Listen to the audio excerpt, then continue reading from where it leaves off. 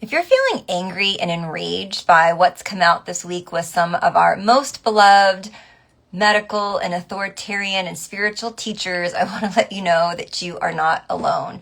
What I have heard and seen about Peter Attia and Deepak Chopra is enraging. It caused me a lot of anger personally, and I think us in this community, this TMS community that have been betrayed even more by the medical system, we need to talk about this because we were already feeling, a lot of us, many of us, like I said, a deep sense of distrust with the medical system, a lot of, like I said, betrayal, not trusting what doctors and the medical system have told us and shared with us, and diagnosis and surgeries that aren't necessary, and wasted money and wasted time. There's a lot. There could be a lot coming up in terms of our own shame and blame, and just really having a hard time kind of unpacking all this. And I don't think anyone's talked about it yet. So I want to talk about it. I want to talk about how we've already been through so much. And, Deepak Chopra was one of my first spiritual teachers. And I know we don't know exactly, what's going on or if he's done anything illegal, but it certainly seems like the spiritual teachers that we've put on a pedestal, these gurus, right? There's a lot more under the surface.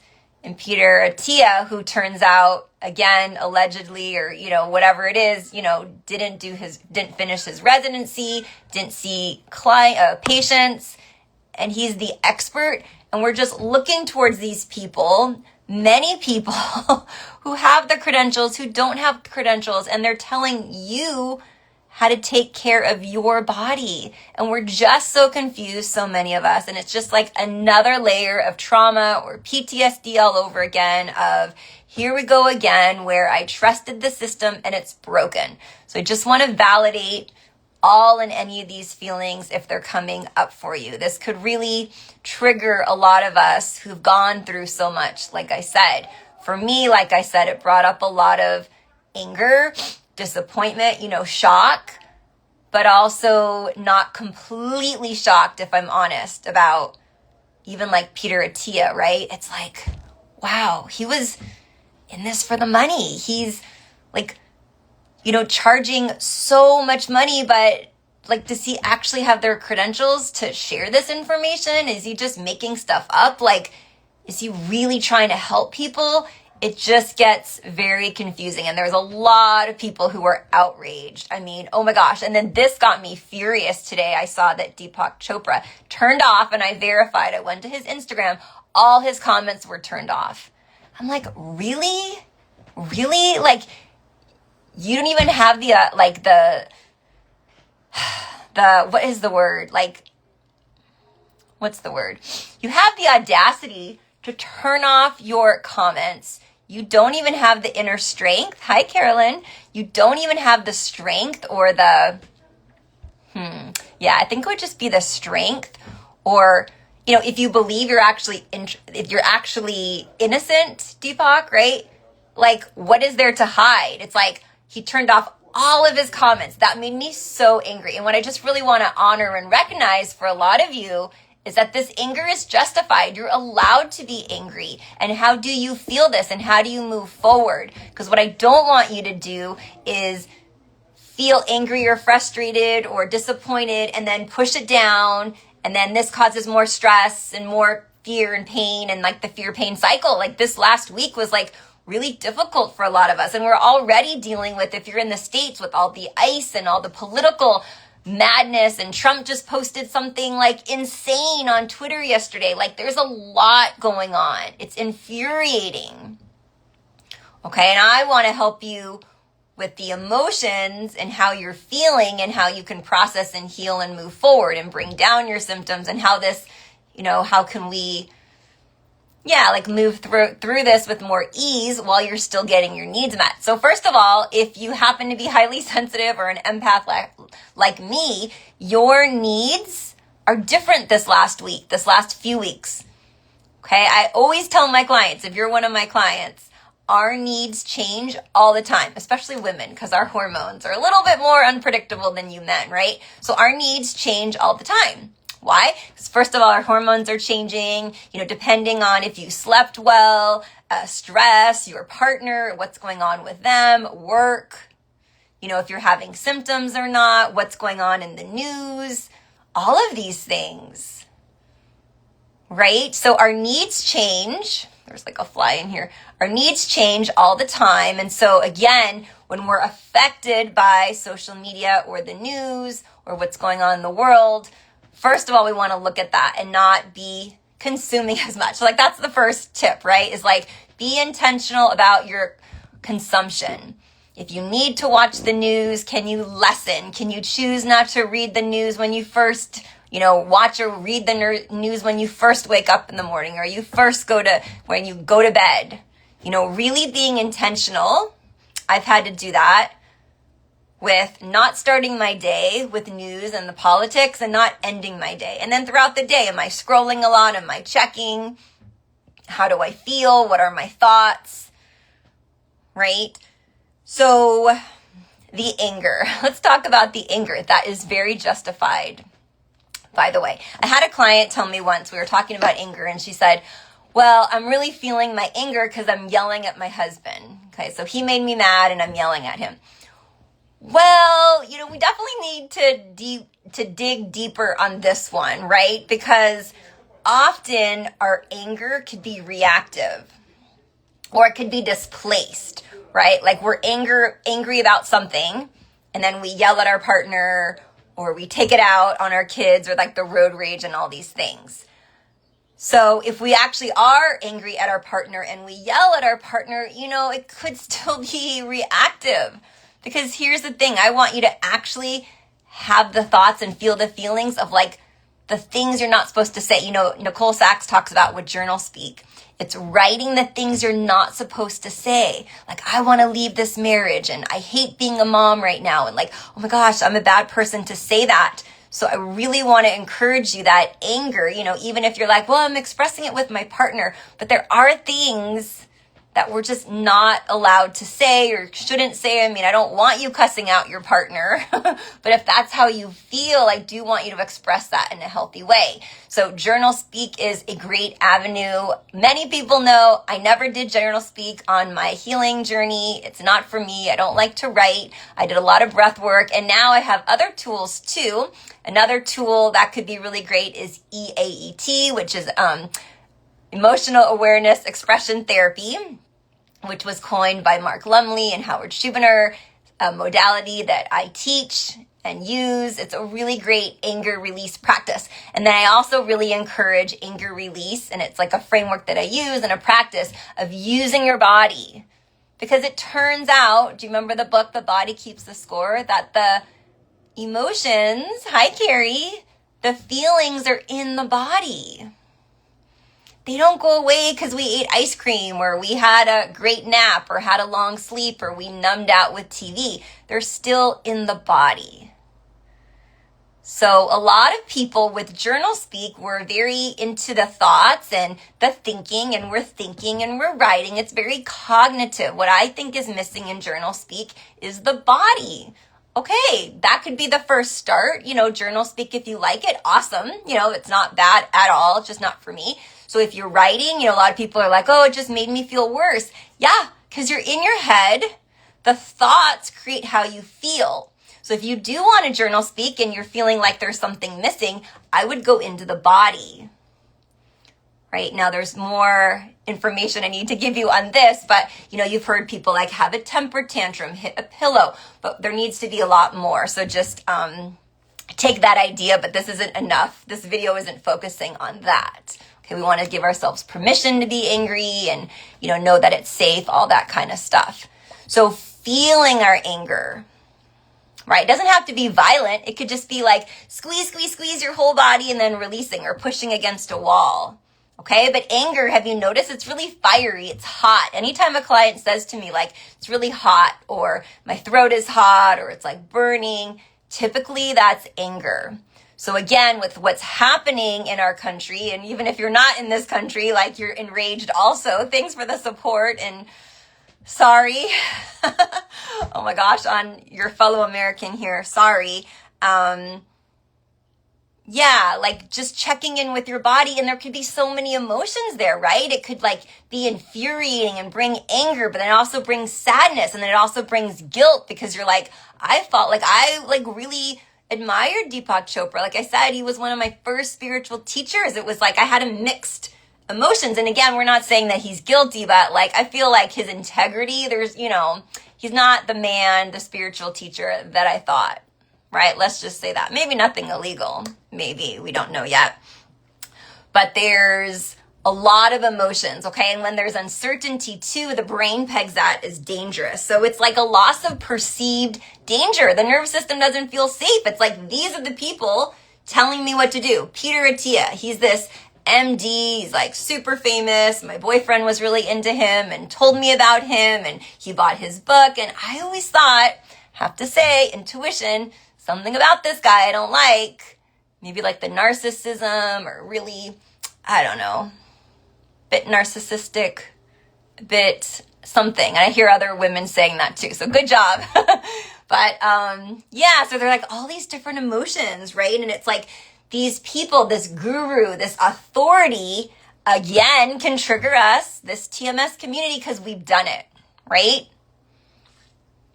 Are you guys getting what I'm sharing here? Anyone else who's watching live or on the replay? Can you see, like, so triggering? Here we go again. Not trusting doctors. Doctors in it for the money. The intentions are not there. And then what happens, unfortunately, is then we can sometimes doubt, which makes sense, like maybe the integrity of coaches and doctors in the TMS space. So really, it's about coming back into our body and starting to trust ourselves. So first, feel whatever there is to feel. Give yourself time and space to process what's going on in the world. There's a lot. And so we definitely need more time. We need more time. I'm not into really that cheesy like self-care word, but we need more time to be still, to get our needs met, and to feel. Okay, I have like a whole practice for this in my coaching program. But if you're not in that, you need time, like daily, and hopefully like at least daily, to just check in. What do I need? What do I need, love? What's going on? What do we need? We need more rest. We need to feel our emotions. We need more creativity. We need more fun. When I talk about getting our needs met, I'm not typically talking about food or shelter. If you're watching me on your expensive iPhone, probably our needs are getting met. Aw, thanks, love. I'm glad this is helpful. We're probably getting our needs met with like eating and food. But are we getting our needs met on a deeper layer with so much crap going on in the world? I have to say, we need to make fun and creativity a priority. I was talking to one of my clients and it was like, there's so much happening in the world we don't have control over, but what we can have control over, I gave her example, like if you're having dinner with your husband on a Friday night, you're seeing your kids play, like let's say your grandkids or your kids are playing soccer Sunday morning and you're there. These beautiful moments, if we're not present, if we're stuck in the past, if we're catastrophizing about the state of the world, if we're not present, we're going to lose some of the beautiful moments of life, right? And, here's the irony is Deepak Chopra taught me about this, about presence, right? The present moment. And when we're thinking and when we haven't processed and felt our emotions, they come up over and over again. So like tomorrow, watching Super Bowl, are we going to be thinking about the Super Bowl, or are we going to be like stewing in all the nonsense from this week? And I'm not saying like you could have emotions anytime, but you know what I mean. It's like it robs us of like actual real joy and fun. And then a lot of us, when we're in this fight or flight, just feel like there is no time for fun. It's selfish to put myself first. Creativity, like if someone likes to cook or draw, write poems, it's like, oh, I'm too stressed, I can't do that. But actually that creativity will help you with the stress response. Okay, so again, if you're just coming on here, we're talking about how to take care of yourself, how to move forward, trusting yourself, knowing that this is so normal and valid. But don't just, I don't want you just to feel the anger and push it down. I want you to express it in a healthy way. right? And that can be really tricky.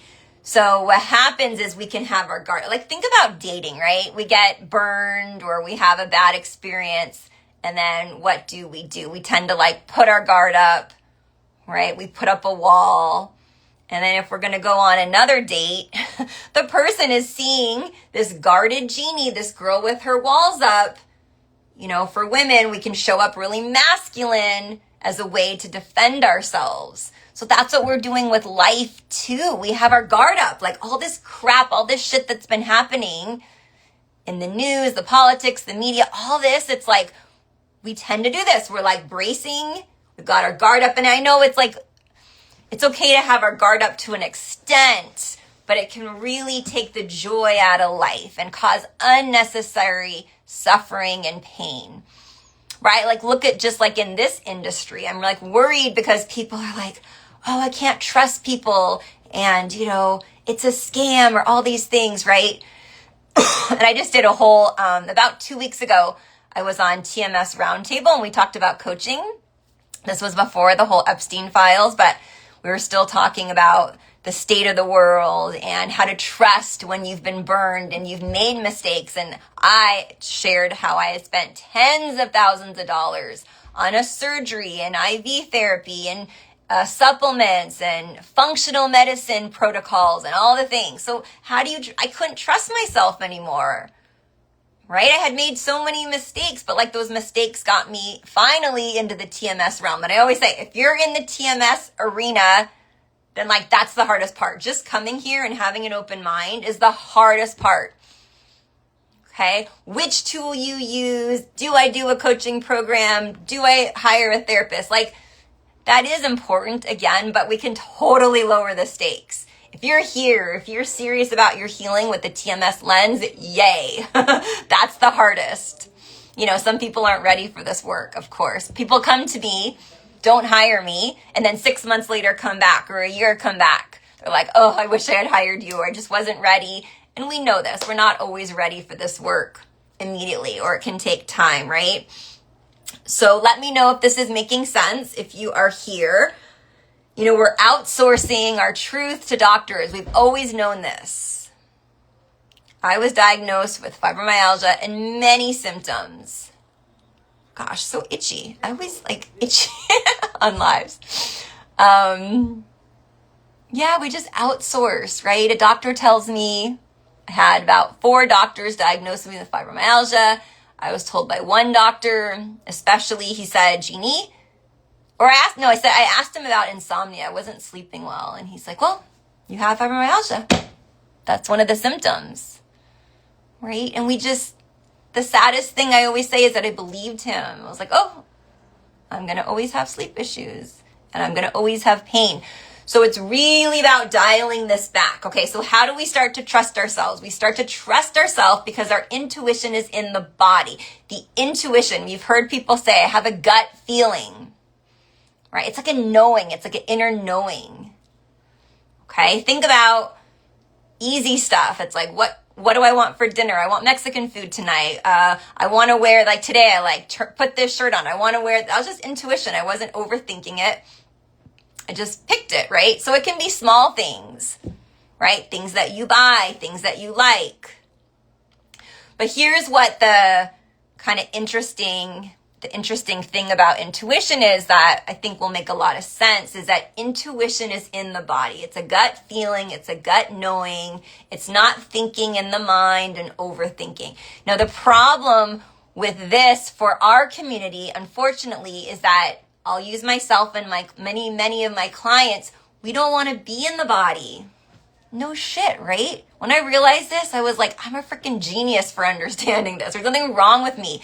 I had pain all over. Many of you do too. All over.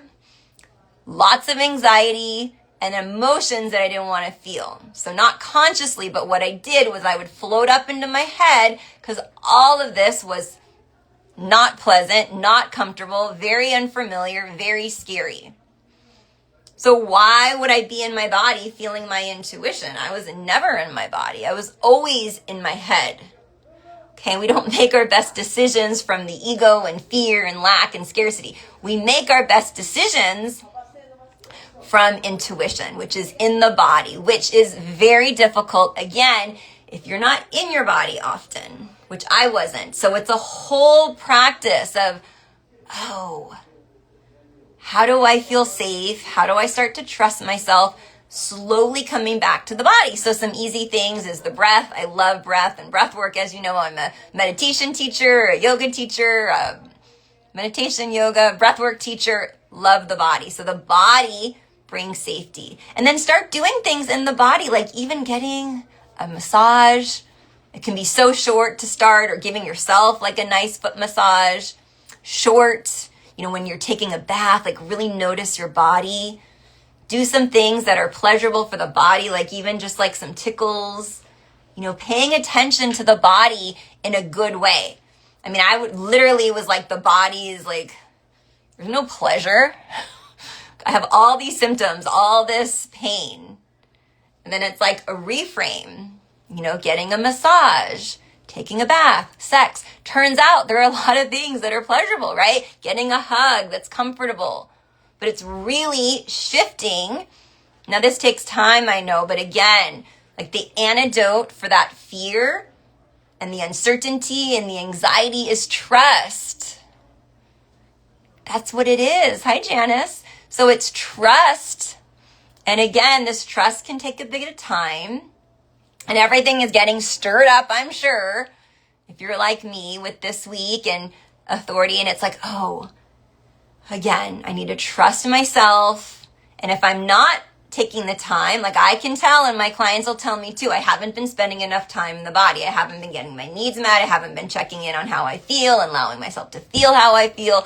Your emotions are valid, even if they're not true, which is wonderful. So if you're having like oh my gosh, like, let me give you an example, like a day where you're like, I don't want to be a parent, and, I don't want to be a mom, or I don't want to be a teacher, I don't want to go to work. Valid, so valid in that moment, but it's temporary. And if it isn't, then maybe you should make changes, right? But it's temporary. We're allowed to have these thoughts. Thoughts are not facts, right? Okay, so just about to wrap up. Does anyone have questions for me? And like I said, if you are watching the replay, you can put your questions or your comments down below. Let's see. I guess just kind of to close, just to validate that we're not going to feel safe. Our nervous system is not going to feel safe when people who we think we know who they are, or we trust, or society trusts, and they're put on a pedestal, and they're never who we thought that they were. And our nervous system can feel unsafe. So if you're feeling unsafe all of 2026 because of all the events that have been going on, you're not alone. Okay, I had this thought before I did this live of like, it's not your fault, but it is your responsibility now. It's like, it's not your fault you didn't know how to feel your feelings and emotions. It's not your fault. No one knows this. I was a teacher almost 2 decades. We didn't teach this. Right when I quit teaching, 2019 is when COVID hit, the following year. And then school started to ask questions about emotions and social, what is it called? There's some term. Really push the agenda of, feelings and emotions were important. Okay, but that was after. So it's not our fault that we didn't learn how to feel our emotions, bring safety, but now it is your responsibility. Okay, you know that you can, you know that you deserve it, you know that it's important. Okay, Carolyn asked, do you have any other suggestions on how to support the feelings in the body? So it is a bit of a process, Carolyn, but I would say the first thing is just to be curious. Okay, ask yourself on a regular basis, how am I feeling? I have clients every day ask themselves. It's like a whole practice, like a framework. So how am I feeling? Okay, so the beginning of the day is okay, but especially if you work, throughout lunchtime, okay, how am I feeling and what do I need? So maybe I need to step away from my desk and for 10 minutes, go outside, take some deep breaths. I'm feeling frazzled, right? So supporting the feelings, the first thing is just to be curious. What am I feeling? And name it. We know a lot from naming it. So I'm feeling frustrated. I'm feeling discouraged. I'm feeling overwhelmed. I'm feeling happy. A lot of times this could be you. I mean, this is what I did. So I can notice it in my clients I remember when I was in therapy and my therapist was not TMS informed. She'd be like, how do you feel? And I'd be like, well, and I'd go into this 5-minute story about how I felt. Well, I feel this, blah, blah, blah, this isn't fair, and I don't like this. And it's like, so feelings, if it's helpful, it's like one word. I'm discouraged. I'm disappointed. I'm happy. I'm sad. I'm angry. One word. That's a feeling. So I would start with that. Name it. Get curious on where it is in the body. Those would be like the first steps of it.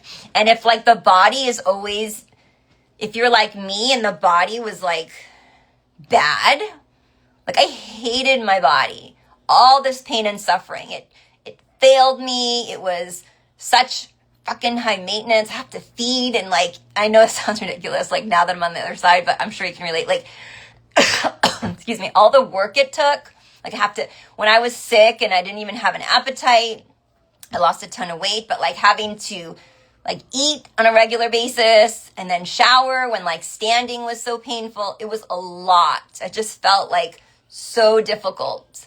These basic things, like going to the grocery store was so difficult at times because of all the pain. So being aware of how to bring, like I said, sensations or things to the body. Oh, Carrie says she can relate. Good. I'm glad. Yeah. It's like small things. Like I said, like if you like little tickles, you know, or if you have a daughter, right? If you have a younger daughter, like my mom would always do that when I was little, like little tickles, right? Or your partner or family member just like rubbing your shoulders or doing that yourself just to show yourself, like getting into a bath and that hot water, it feels good, like just to show yourself. Like there's things, the body can be pleasurable. I know, who knew? Right? And physical intimacy can be fun again. It's like I talk to people and they're like, I don't want to think about that. I'm like, okay, we're going to plant the seed. Like it all gets better. So hopefully that helps. But you can also, ask me underneath, like I said, if you need more clarity. So I think I'm going to wrap up here so I can let you go. But these are the thoughts that are coming up for me. We got to talk about the state of the world, how that's affecting our community, this distrust, this betrayal. It's valid. You have every right to be angry, but really get angry, but do it when you know how to do it in like a healthy way. Okay, so yeah, yelling at our partner. How do you feel about all this shit going on in the world? Like really let yourself, like the F word and cuss words and, all those kind of things, that's valid. You could write a letter to somebody that you're not happy with and cuss them out and all the things. Oh, you're welcome, Carolyn. You're welcome. Yeah, and you could cuss them out and then you could read it out loud and then you could burn it. However, if you do any writing or you like do any verbalizing where you like say things and you write things, my caveat, in my world, then you go to your body. Okay, so you wrote this letter to this person, like maybe a politician you're mad at. You read it out loud, you burn it. All right, great. How do you feel? I feel the anger in my chest. Feel it. Let it be there without judgment. That's like the hugest thing ever, is to allow sensations, the emotions without judging. Okay, that's the story that's judging it. So we'll have to do another part 2, more on feeling. I know that'll be helpful for a lot of you, but I think this is a great first step. So thank you everyone for being here. Something you can do too, what you might need if you haven't already signed up, is I have a free 24-hour stress detox, which gives you that pause, gives you several tools, which are really great to come back to the present moment, to regulate your nervous system, and just to slow down. And on the stress detox, I'm just going to give you a way. It has you take a 24-hour social media detox, which is hard, but it could be really helpful. Okay, have a great weekend, everyone. Bye.